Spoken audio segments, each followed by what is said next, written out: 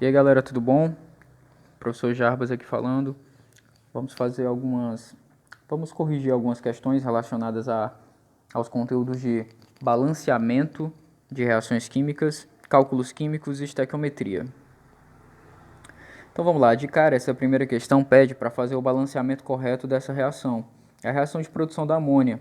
Então é bem simples, a gente já tinha trabalhado bastante com ela. Então preste atenção que a quantidade de átomos de elementos precisam ser as mesmas em ambos os membros, em ambos os lados, antes e depois da seta, reagente-produto. Então para isso você tem que ver a quantidade de hidrogênios e de nitrogênios, que são os dois elementos presentes nessas substâncias.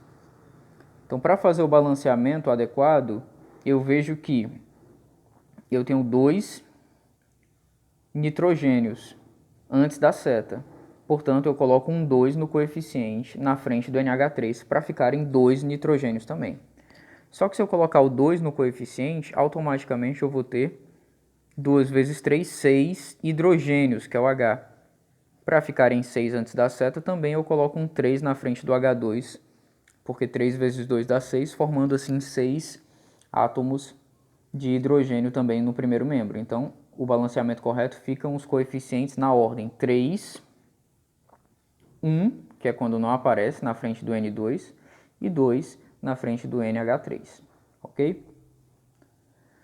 Bom, a segunda questão, questãozinha teórica, pede para marcar qual foi o cientista que criou um princípio que determina o número de partículas e moléculas de qualquer substância, que é o famoso mol, né? Que a gente representa por uma quantidade fixa chamada de constante de Avogadro, que é justamente o nome do cientista que responde à questão.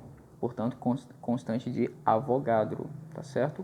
E no caso, o cientista é o Amedeo Avogadro. Terceira questão, gente, a gente já tinha praticado bastante também, que é calcular a massa molar da substância ácido sulfúrico. O ácido sulfúrico ele tem a fórmula H2SO4 e ninguém tem a obrigação de memorizar as massas moleculares dos elementos, já foi dado na questão, cada hidrogênio vale 1, cada enxofre vale 32, cada oxigênio vale 16U. Então o que a gente tem que fazer é multiplicar as quantidades. Por exemplo, se eu tenho 2 hidrogênios, cada um vale 1, então vai ficar 2 vezes 1. Mais, cada enxofre vale 32.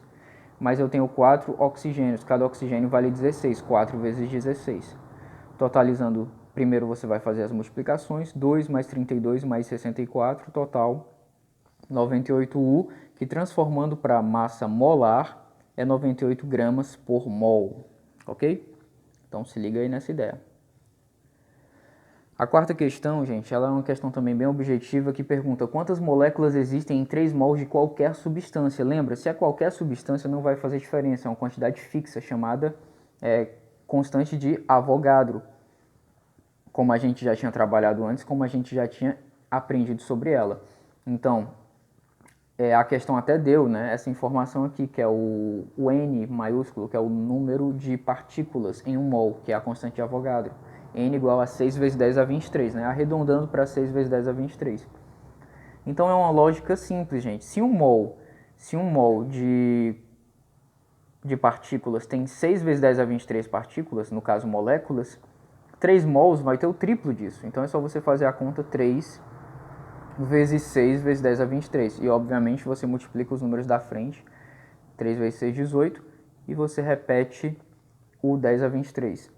Transformando para a notação científica, eu volto uma casa decimal no número da frente, 1,8, e aumento uma unidade no expoente. 1,8 vezes 10 a 24 moléculas, tá certo? Lembrando que na notação científica, o número da frente vai estar maior ou igual a 1, menor que 10. Quinta questão. Quantos mols existem em 180 gramas de água? A água é H2O, gente. Também a questão deu, né? As informações de que cada hidrogênio tem 1 U e cada oxigênio tem 16. Você sabe que se a água é H2O, então você tem 2 hidrogênios e mais um oxigênio. Ou seja, a massa 2 hidrogênio, cada um vale 1, dá 2, com mais 16 do oxigênio, total 18. Então significa que a massa molar da água é 18. Para eu saber quantos mols existem, gente, tem uma fórmula simplificada que eu já tinha passado para vocês, que é número de mols é massa dividido pela massa molar. Número de mols é massa dividido pela massa molar. Não esqueça, Mzinho minúsculo é a massa que foi dada na questão e Mzão maiúsculo é a massa molar, que ela é específica daquela substância. E aí você faz a divisão. Então, o número de mols vai ser 180, que é a massa da questão, dividido por 18, que é a massa molar. Total, 10 mols de água. Muito simples, 10 mols de moléculas de água. Muito fácil a questão, tá bom? Veja só a sexta questão. A sexta questão fala, dada a reação já balanceada, inclusive já facilitou aí porque ela já foi balanceada para vocês. Dada a reação já balanceada abaixo, determina o número de mols de água, H2O, produzidos a partir de 6 mols de gás oxigênio. Então, determina o número de mols de água produzidos a partir de 6 mols de oxigênio. Isso é uma relação, gente, em que ele está dando o número de mols e pedindo o número de mols. É óbvio que você vai seguir as etapas do que a gente tinha aprendido. Primeiro colocar a reação, depois olhar o balanceamento. Só que isso já está aí, ela já está balanceada. Próximo é substâncias envolvidas, que é água, que é a água e o oxigênio, que ele quer saber a da água, e ele colocou o oxigênio. Depois, identificar a relação, que é ele deu o número de mols e ele pede o número de mols. Então, eu já ensinei que essa é a forma mais simples de cair questão de estequiometria. O número que está na frente do O, na reação, é o número 1, porque se não aparece nada é porque é o coeficiente 1 na frente do O2. Significa que nós temos 1 mol de O2, 1 mol de O2, produzindo 2 mols de H2O, porque tem um número 2 na frente do H2O. Mas na questão ele não deu só 1 mol de O2, ele deu 6 mols de O2. Então, 6 mols de O2 vão produzir quantos mols de H2O? X.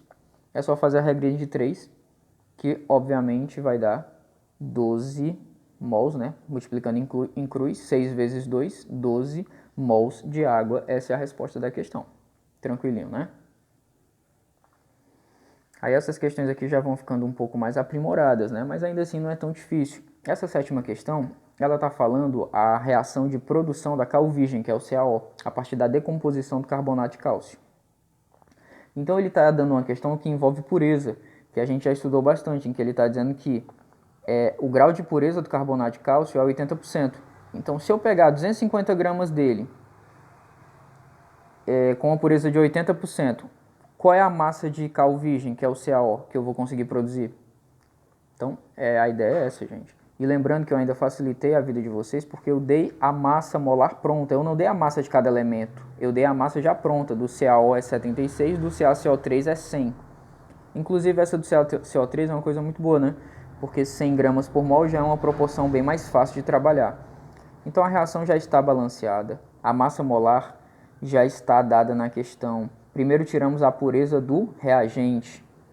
Como é que eu tiro a pureza do reagente? Eu tenho que tirar 80% da massa do reagente. Qual é a massa do reagente? 250. Então eu tenho que tirar 80% de 250. Aí você faz do jeito que você quiser, matematicamente falando. Uma dica que eu gosto de usar é que você pode multiplicar 80% é a mesma coisa que 80 sobre 100, que é a mesma coisa que 0,8. Então uma forma de tirar percentual rapidamente é multiplicar o número decimal pelo número da questão. Então 80% de 250 é 0,8 vezes 250, que dá 200 gramas. Então, olha que interessante. Desses 250, nem todos os 250 vão reagir. Apenas 200 gramas vão reagir, porque só 80% desse valor é que vai reagir, já que a pureza é 80%. Então, agora você faz a regra de 3, que é bem simples. Primeiro, você baixa as massas molares. Qual é a massa molar do CaCO3? 100 gramas. 100 gramas. Produz quanto de CaO? Qual é a massa do CaO? 76. Então, por que fica assim direto? Porque a reação já está balanceada e os coeficientes são 1. Existe um número 1 na frente deles. Então, nós temos aí o quê? Nós temos aí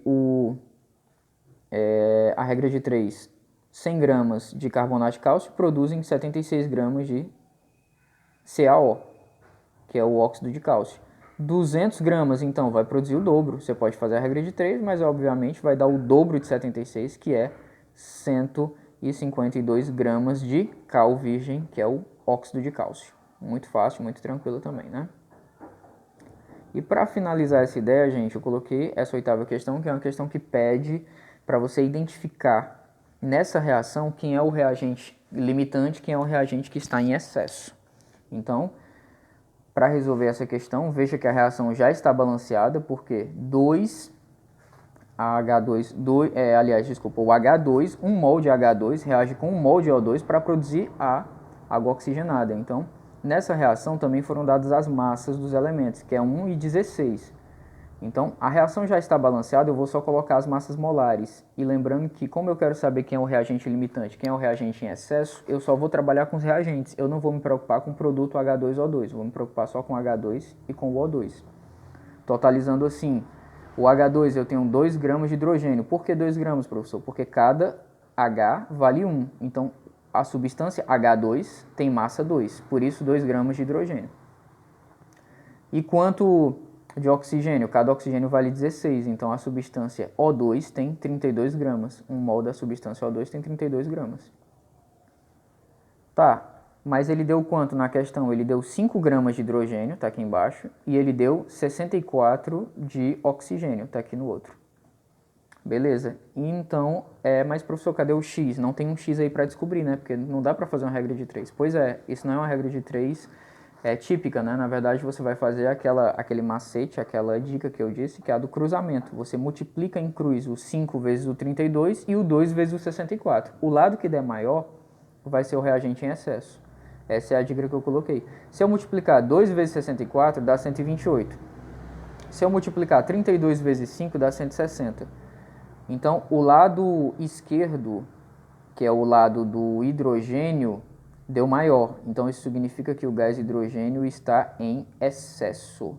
E é só isso que precisa para responder a questão. Então, o hidrogênio está em excesso e o oxigênio é o reagente limitante. Beleza? Bom, é isso. Essa é a resolução dos nossos exercícios, que foram passados como avaliação também. E não esqueçam de praticar. Até a próxima. Valeu!